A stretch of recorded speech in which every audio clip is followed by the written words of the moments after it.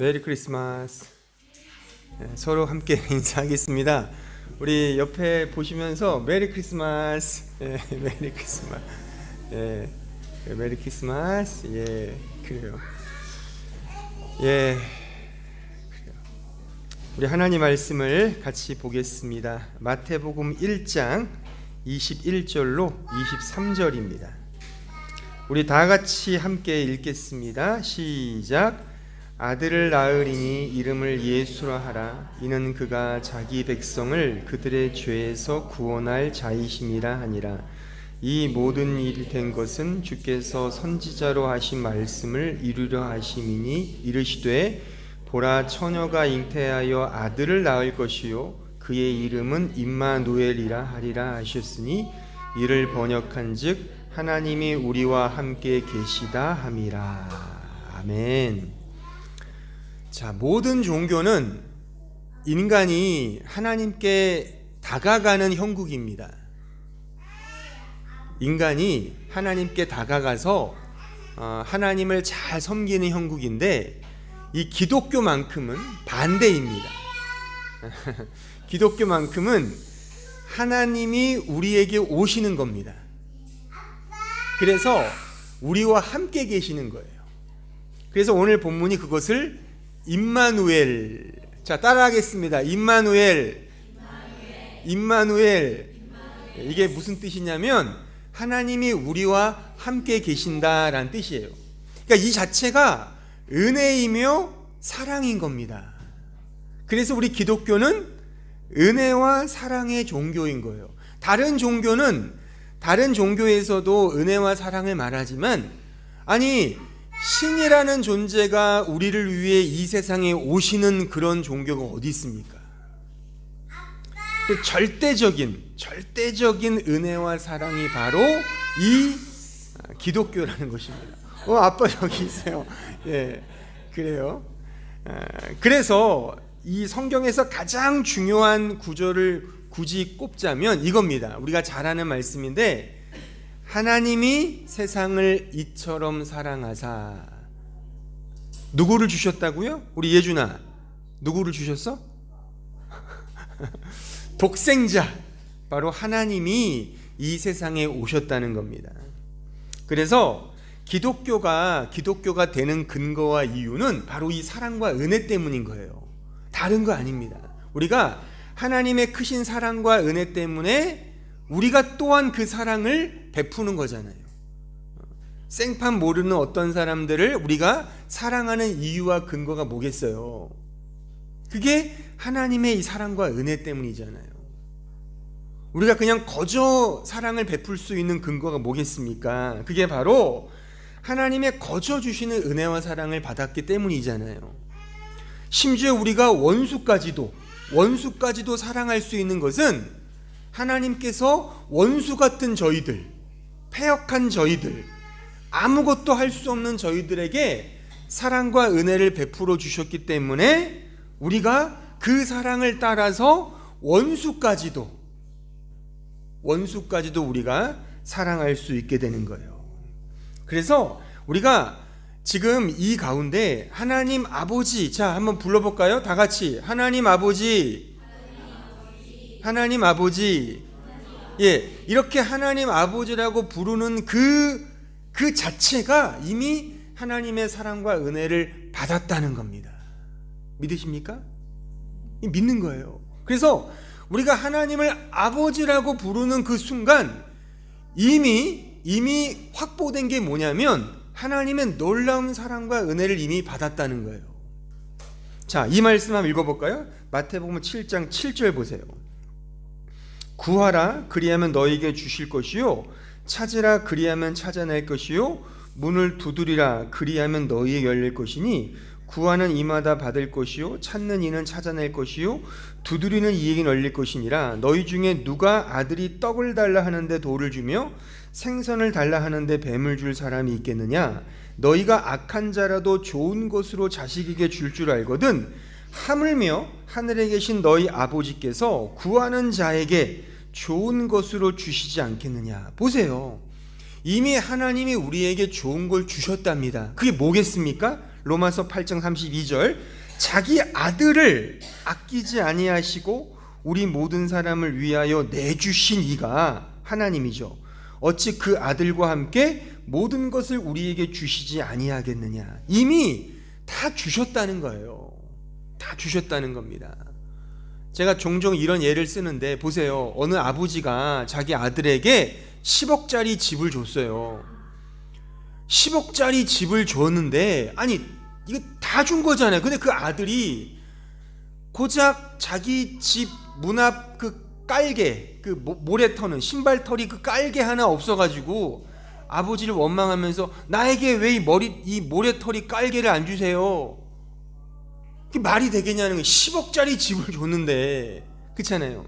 그러니까 말하자면 하나님이 우리에게 다 주신 겁니다. 다 주신 거예요.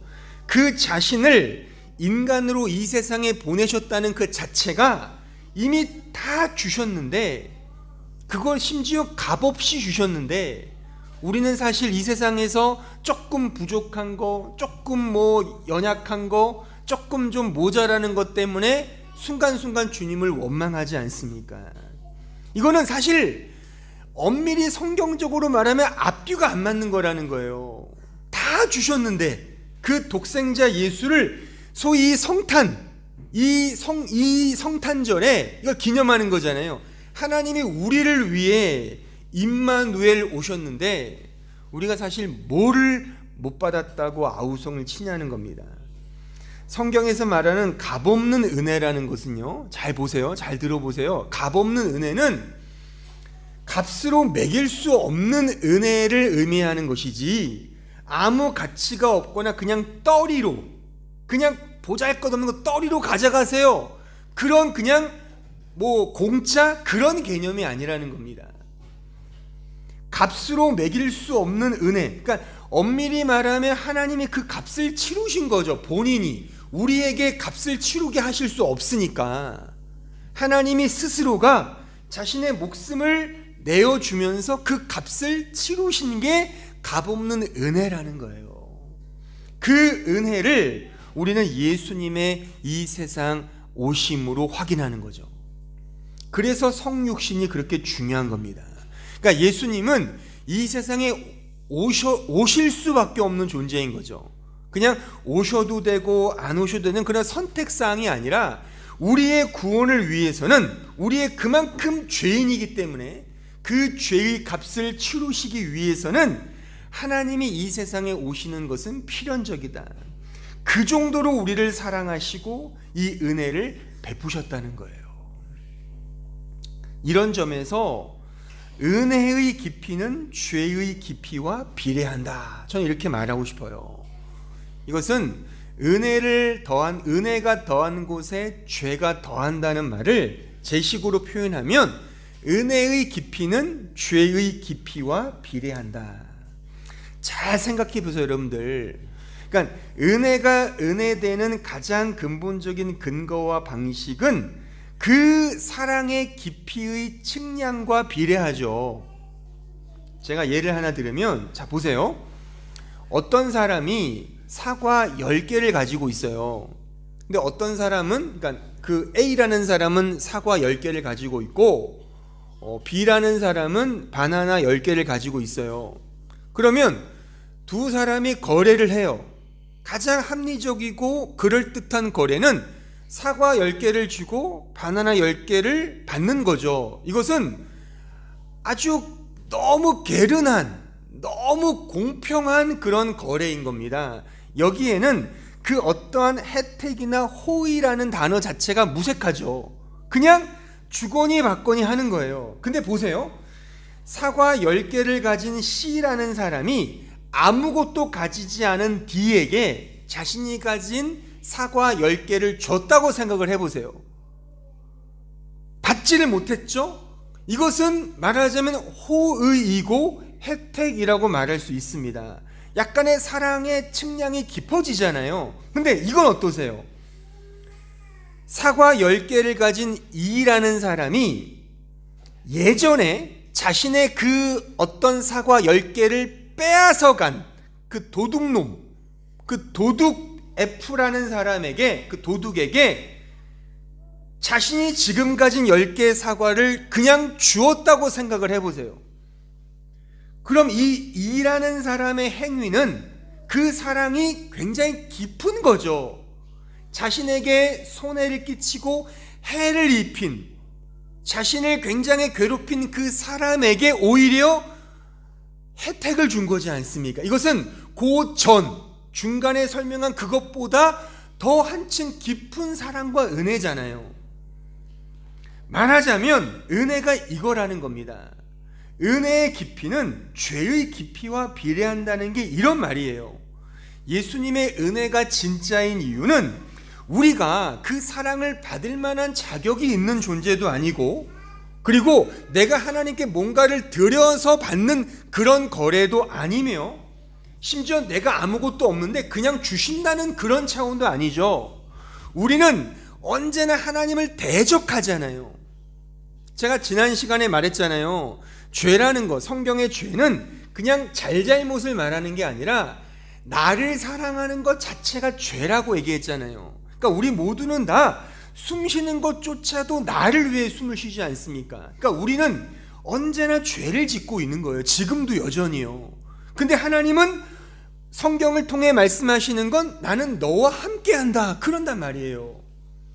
우리는 아이 귀찮아요 하나님이라고 늘 말하는데 하나님 우리를 계속 끼안고 있는 거죠. 이게 사실 이 세상의 사랑도 여기서는 가당치가 않잖아요.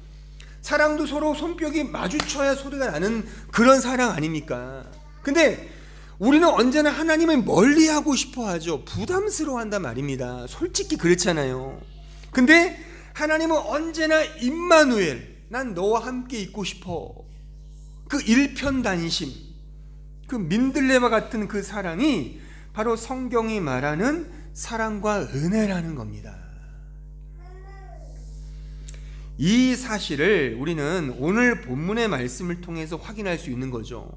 예수님이 이 세상에 오신 것은 바로 죄로부터의 구원이고 임마누엘, 그러니까 우리가 우리의 어떤 자격과 자질과 쓸모 있음을 통해 주님이 우리와 함께 하시는 게 아니라 우리는 여전히 하나님 옆에 서 있을 수 없는 그런 찌질이와 같은, 그런 루저와 같은, 사회 부적응자이며 천대받고 멸시받는 그런 자라 말입니다. 그런데 우리를 임마누엘 해주셔서 하나님의 잔치상에 이렇게 초대해 주신 형국이 바로 성경이 말하는 은혜이며 사랑이라는 거예요. 그걸 저는 오늘 이 본문에 등장하는 바로 이 마태복음 1장이 뭐죠? 어떤 말씀이죠? 우리가 그렇게도 좀 읽기 버거운, 아무런 의미가 없어 보이는 이 족보라는 차원을 통해 저는 설명하고 싶어요. 자, 보세요. 여러분들이 마태복음 1장을 쭉 보면 처음에 아브라함과 다윗의 예수 그리스도의 족보라, 그리고서 뭐 아브라함은 누굴 낳고 해서 결국 마지막 예수님까지 이렇게 등장하는 이야기거든요. 근데 이런 족보를 마태가 이 말씀에서 기록한 의도가 뭐냐 이거예요. 자, 보세요 여러분들. 어제도 제가 말씀드렸지만 여러분들이 역사를 기록하는 역사가라면 여러분들의 국가, 여러분들의 가정을 어떤 식으로 역사로 남기겠습니까? 좋은 역사를 남기고 싶잖아요. 그 흑역사조차도 아주 좋은 역사로 둔갑시켜서 일부러 포장하여 국뽕을 만드는 게 우리 모든 이 대중 역사가들의 마음인데, 성경은 전혀 뜻밖의 정반대로 이거는 빼야지 않을까라는 이 족보를 유독 집어넣는다는 사실입니다. 저는 남평 문씨거든요. 남평 문씨. 제 문씨 집안에 아주 유명한 분이 있어요. 누구인지 아시죠?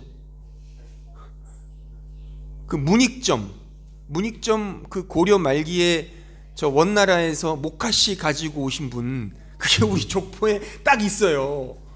그리고 그 누구를 찾아볼 수가 없어요. 요 직전에 그 대통령이 있었군요. 예? 어쨌거나 우리는 역사는 좋은 인물, 좋은 어떤 족적을 남긴 사람을 역사로 이렇게 족보를 남기는데, 예수님의 족보는 전혀 그렇지 않고 예수님의 족보를 한 키로 꿰 수 있는 아주 중요한 인물, 중요한 장치가 뭐냐면, 그러니까 마태가 유독 이 단어를 강조하기 위해 족보를 쓴 거예요. 그가 누구냐면 바로 다윗입니다. 마태복음 1장의 핵심은 다윗이라고 말할 수 있어요. 다윗. 자, 보세요, 여러분들. 마태복음 1장 17절 볼까요? 자, 그런즉 모든 대수가 아브라함부터 다윗까지 14대요, 다윗부터 바벨론으로 사로잡혀 갈 때까지 14대요, 바벨론으로 사로잡혀 간 후부터 그리스도까지 14대더라. 14대를 유독 강조하거든요, 지금 이 마태가. 보세요. 근데 이게 계산이 틀려요. 그래서 누가 이 질문을 하더군요, 저한테. 이 성경이 문제가 있는 거 아닙니까? 숫자가 틀린다는 거예요. 왜냐하면 그 전부터 이 족보를 쭉 읽어보면, 자 보세요. 14대면 몇 대인 거예요? 총 다 해서. 자, 계산 들어가 보세요. 14대면 뭐예요? 42대잖아요. 42대인데 그 쭉 읽어보면 42대가 아니에요. 41대입니다. 41대예요. 41. 그러니까 하나의 오차가 생긴다는 거죠. 근데 마태는 이걸 14대라고 이렇게 쓴단 말이에요. 그 이유가 뭘까? 여기에 다윗이라는 이름이 가지고 있다는 거예요. 그 의미, 중요성이 있는데, 그러니까 사도 이 마태는 다윗을 강조하여 이 족보가 무엇을 말하냐, 결론은 은혜죠. 하나님의 은혜로 족보에 우리가 올라가는 거다라는 걸 강조하는 건데, 왜 다윗을 강조하냐면, 자 보세요. 저는 그러니까 다윗을 강조하는 이유는 메시아이신 예수가 다윗 왕의 재현이거든요.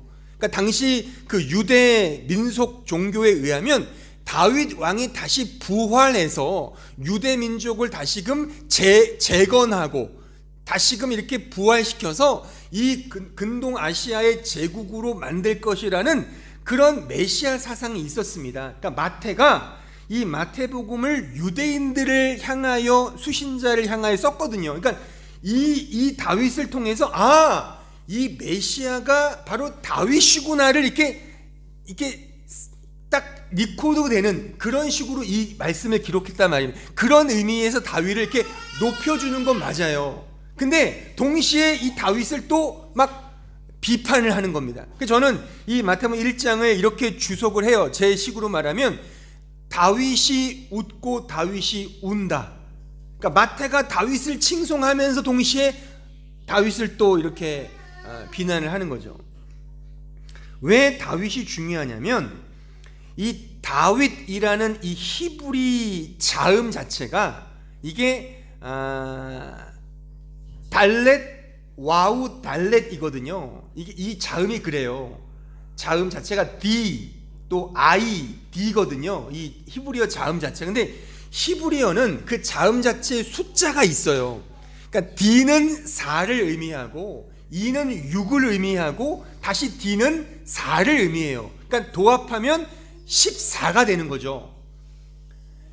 헬라어로 말해도 이 다윗이라는 이 헬라어 자체도요, 1, 4, 100, 400, 10 이렇게 요런 자음의 의미거든요. 그러니까 요거를 히브리어로 보거나 헬라어로 보면 다윗까지 14대요. 14대는 다 이 유대인들은 다윗을 연상한단 말입니다. 다윗을 연상하게 그렇게 워딩, 약간 수사학적인 워드 플레이를 하고 있는 겁니다.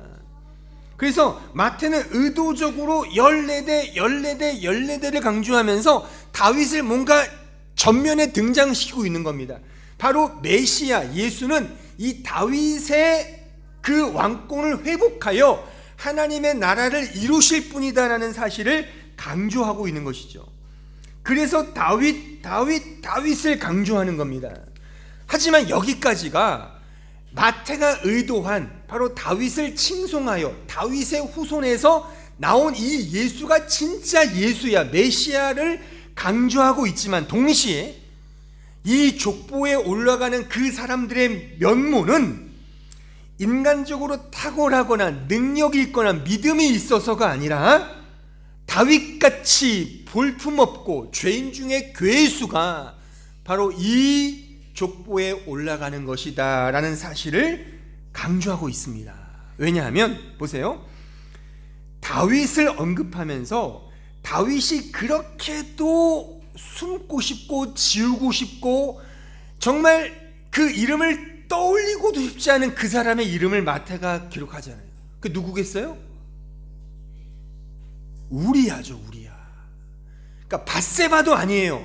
그냥 다른 족보처럼 뭐 누구는 누구에게서 누구는 누구에게서 이렇게 말할 수 있는데, 그러니까 다윗은 밧세바에게서 솔로몬을 낳았다라고 할 수도 있는데 밧세바는 이름도 없어요. 우리야의 아내에게서. 우리는 다 알죠. 이미 성경을 알기 때문에 우리는 다윗의 스토리를 압니다. 근데 역사가 입장에서, 다윗 입장에서 보면 아니 굳이 왜 그렇게 썼어? 아마 천국에서 다윗이 마태에게 그럴 것 같아요. 야, 너는 그래도 영감을 받았다고는 하지만 야, 어떻게 생각을 좀 해라. 그냥 밧세바라고 쓰지 뭘 우리아의 아내라고서 나를 골탕을 먹이냐, 이렇게 말할 수도 있을 것 같아요. 그 정도로 마태는 의도적으로, 그러니까 다윗 하면 떠오르는 건 거인 골리앗을 때려 눕힌 사람, 그걸 쓰면 좋잖아요. 골리앗을 때려 눕힌 다윗 왕. 근데 그런 말은 없고 우리아의 아내라는 말을 통해서 그의 흑역사를 드러내고 있다는 것입니다. 다윗을 한 방 먹이고 있는 것이죠. 바로 이겁니다. 자, 근데 이 족보에 이 우리아의 아내뿐만 아니라 그러니까 5명의 여인이 등장하거든요. 그 여인의 일면들을 보면, 자, 마태복음 1장 2절 보세요. 아브라함이 이삭을 낳고 이삭은 야곱을 낳고 야곱은 유다와 그 형제들을 낳고 유다는 다말에게서, 다말 밑줄을 치세요. 베레스와 세라를 낳고 베레스는 헤스론을 낳고 헤스론은 람을 낳고 람은 아비나답을 낳고 아비나답은 나손을 낳고 나손은 살몬을 낳고 살몬은 라합에게서 보아스를 낳고 보아스는 룻에게서 오벳을 낳고 오벳은 이새를 낳고 이새는 다윗 왕을 낳으니라. 다윗은 우리야의 아내에게서 솔로몬을 낳고. 또한 마태복음 1장 16절 보세요. 야곱은 마리아의 남편 요셉을 낳았으니 마리아에게서 그리스도라 칭하는 예수가 나시니라. 5명의 여인이 등장하죠. 다말, 라합, 룻, 우리아의 아내 밧세바, 마지막 마리아. 이게 의도가 있는 겁니다. 굳이 이 5명의 여인을 등장시킨 것. 자, 첫 번째 다말 볼까요? 다말이란 여인, 유다의 며느리예요. 여기 꼬맹이들이 있어서 참 이 19금을 말할 수는 없겠지만 시아버지와 며느리의 불륜을 통해 자식을 낳은 겁니다. 이런 막장 드라마에 이런 막장이 어디 있습니까? 막장 드라마 작가로 유명한 그 임성한 작가가 와도 울고 지나갈 일이겠죠. 거의 간츠 막장. 그러니까 성경은 버젓이 이런 불미스러운 이런 막장 같은 이야기를 성스러운 예수님의 족보에 올린다는 사실이에요. 그 의도가 뭘까요? 라합의 출신은 기생입니다. 더 문제는 나라를 팔아먹은 매국노죠. 이스라엘의 정탐꾼을 숨겨주지 않습니까? 지금으로 말하면 북한 괴뢰의 간첩을 숨겨준 꼴인 거죠. 이런 사람들은 보안법에 의해 구속이 될 뿐만 아니라 사회적 지탄을 받습니다. 그런 자가 라합입니다. 근데 이 라합이 후에 이스라엘 남자를 만나서 결혼하여 아들을 낳은 거예요. 그 아들 낳은 이 족보는 바로 친일파, 소위 친일파의 족보라고 해도 과언이 아니겠죠. 근데 마태는 버젓이 이것을 그 족보에, 거룩한 족보에 집어넣는다는 사실. 그 의도가 뭘까요? 룻, 보아스의 아내 룻은 특별히 모압 족속의 여인이에요. 모압. 이 모압 족속은 여러 이방 민족 중에서도 가장 더티한 족속입니다. 왜냐하면 이 모압 족속의 시작 자체가 근친상간으로 이루어진 족속이거든요. 그러니까 그 당시에 그들 민족들을 거의 이렇게 취급을 안 했어요. 그런 부정한 민족이었고, 그리고 이 룻 개인의 삶도 기구한 인생이었어요. 남편이 일찍 죽었어요. 죽고 그의 시어머니 나오미를 따라 베들레헴으로 그냥 기어 들어가요. 그 당시에 유대인들이 그 가정, 그 여자들만 남자가 없다는 거는 그 불행한 가정이거든요. 그러니까 그런 두 여자만 있는 가정을 보면서 뭐라고 손가락질했겠습니까? 남자 잡아먹은 여인들 이러지 않았겠어요? 그러면서 굉장히 금의 환영과 반대되는 측면에서 베들레헴으로 간 거예요. 거기서 기적적으로 보아스를 만나서 이 족보에 등재된 겁니다. 그러니까 왜 이런 여인을 거룩한 족보에 집어넣으셨을까? 마태는, 하나님은 우리아의 아내 밧세바, 말할 거 없죠. 다른 여인이에요. 다른 유부녀입니다. 그런 여인과 불륜을 저질러서 이런 식의 입에 담을 수 없는 일들을 저질렀는데, 이것이 지금 예수님의 거룩한 족보에 등재되어 있다는 사실이에요. 좀 다른 각도로 이 밧세바, 우리아의 아내 밧세바의 심정을 한번 헤아려 보자고요. 어떻게 해서 다윗 왕의 소위 둘째 아내가 되었습니다. 아들을 낳았어요. 마냥 좋았을까요?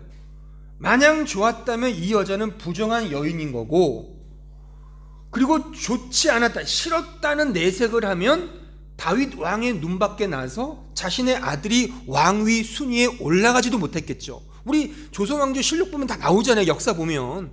그러니까 그 밧세바의 그 포커페이스는 대단했겠죠. 그럴 수밖에 없겠죠. 이런 기구한 인생, 아마 인생 삶을 원망하고 통탄해했을 것입니다.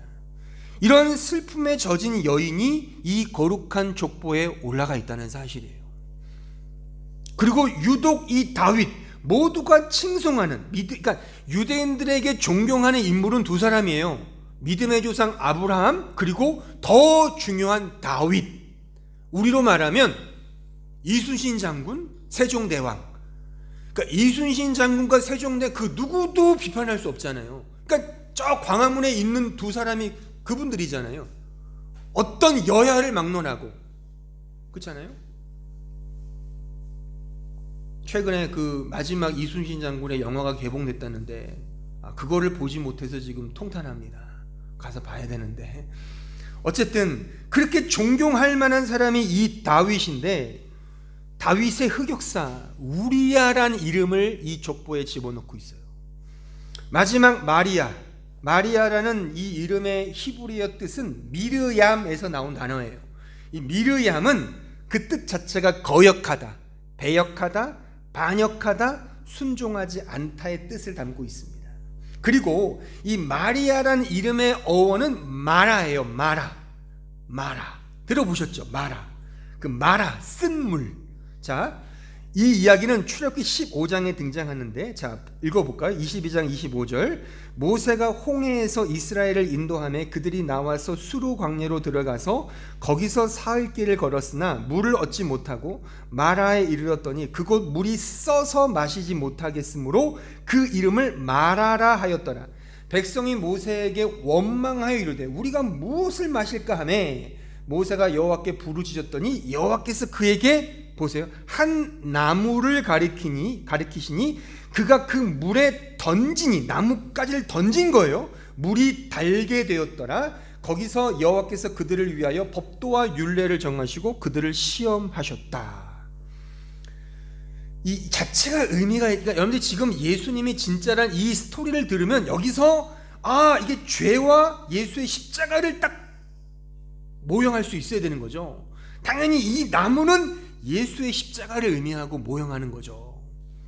말하는 우리 죄인된 쓴물, 우리 죄인을 상징하는 거 아닙니까? 그러니까 이 내용이 아이러니하게도 출애굽기 15장은 그 15장 전에 홍해바다를 건넌 이후 모세가 노래한 직후에 나온 말씀이에요.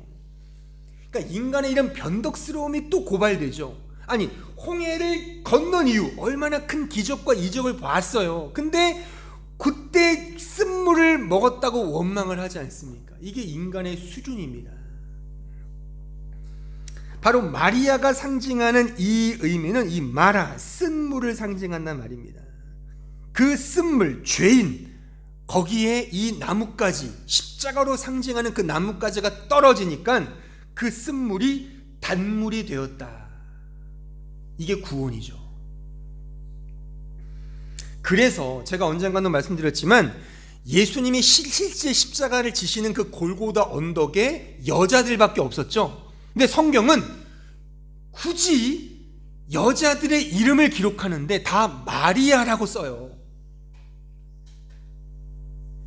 예수님의 십자가의 마리아로 상징, 이 쓴물, 마라로 상징하는 마리아, 바로 죄인들만 서 있다는 사실을 강조하기 위함인 겁니다. 그래서 다른 이름도 있는데 마리아가 십자가에 있었던 거예요.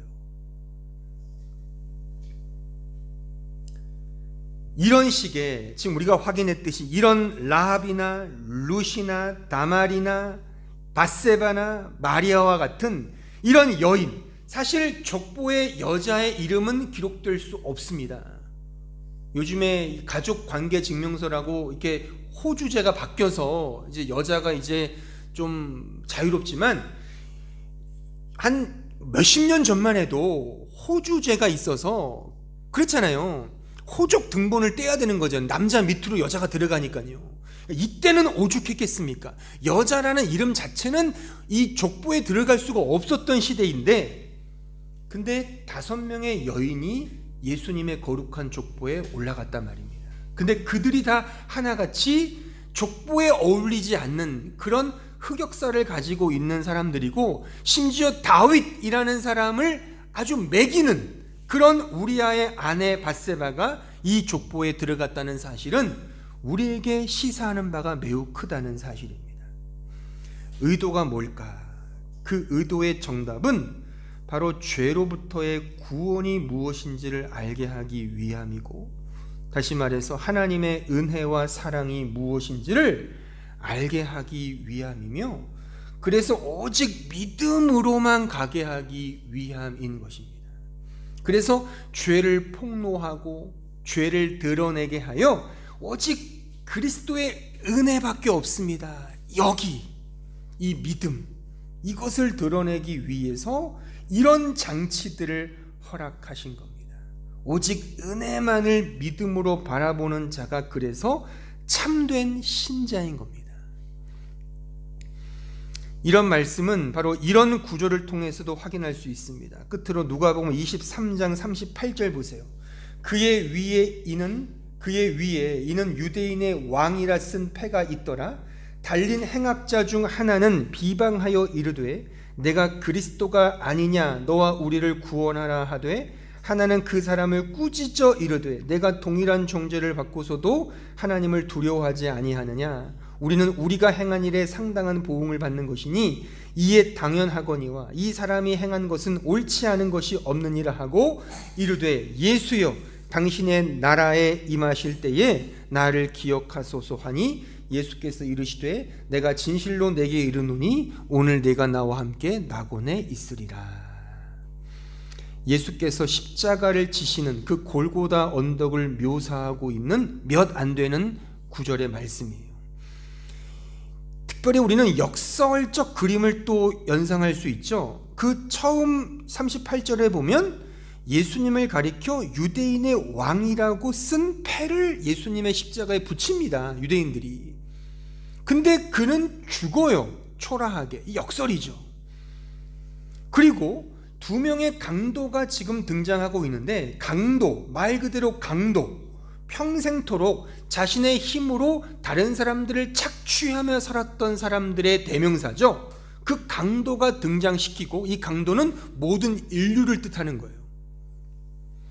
그래서 이 세상은 다 강도 같은 세상이죠. 솔직히 우리가 다른 사람들을 이겨야 살잖아요. 다 경쟁 구도잖아요. 우리가 대학을 들어가는 것도 어떤 좋은 직장에 들어가는 것도 사실 경쟁을 통해 들어가는 거지 않습니까? 그러니까 이 자체는 사실 강도와 같은 인생이라고 말해도 과언이 아닌 겁니다.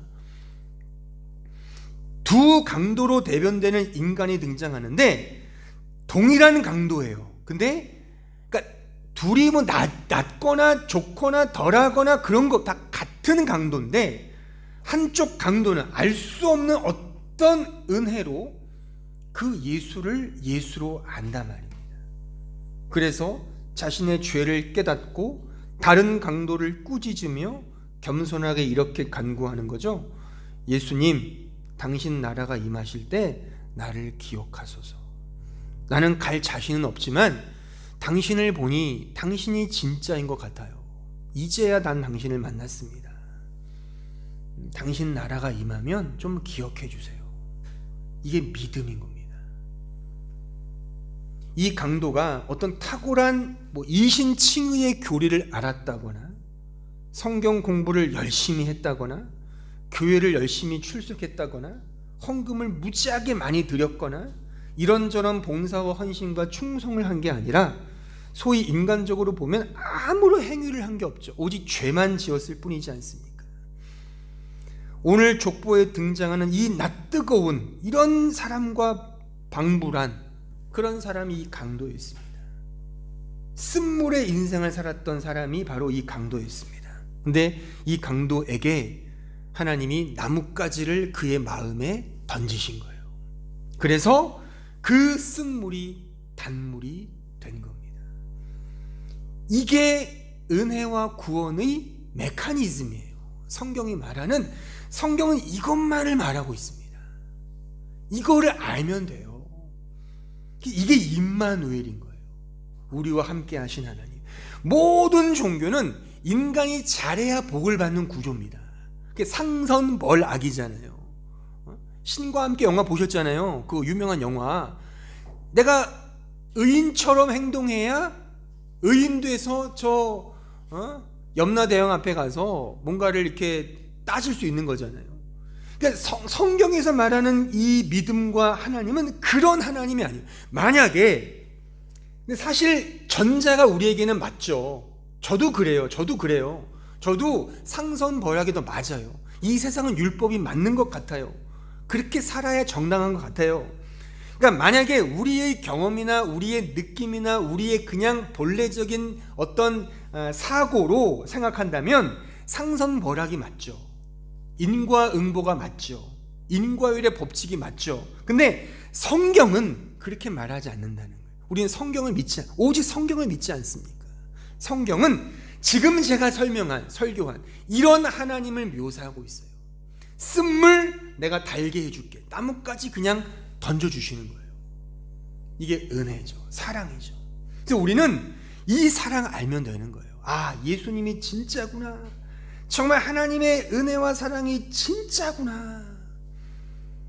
그걸 위해 우리 주님이 이 세상에 오신 것이고 우리의 입술을 통해 이 하나님의 은혜와 이 사랑을 만약 찬송하고 감사하며 기뻐한다면 이 사실, 이 복음을 아는 겁니다. 알고 두서없이 정말 당신이 아니었으면 큰일 날 뻔했습니다. 이거 고백하는 게 이게 찬송이고 감사이며 이게 기도지 않습니까? 주님, 당신이 내 인생의 진짜입니다. 당신 없었으면 나 큰일 날 뻔했습니다. 이 고백하며 주님 나라 가는 거예요. 이게 우리의 평생 믿음 생활인 겁니다. 이러한 복된 고백이 여러분들의 입술 속에서 더 풍성히, 그래서 은혜의 깊이는 죄의 깊이와 비례한다. 이런 은혜의 깊이를 더 풍성히 누리는 우리 주의 백성들이 되기를 진심으로 바랍니다. 기도하겠습니다. 은혜로우신 주님 감사합니다.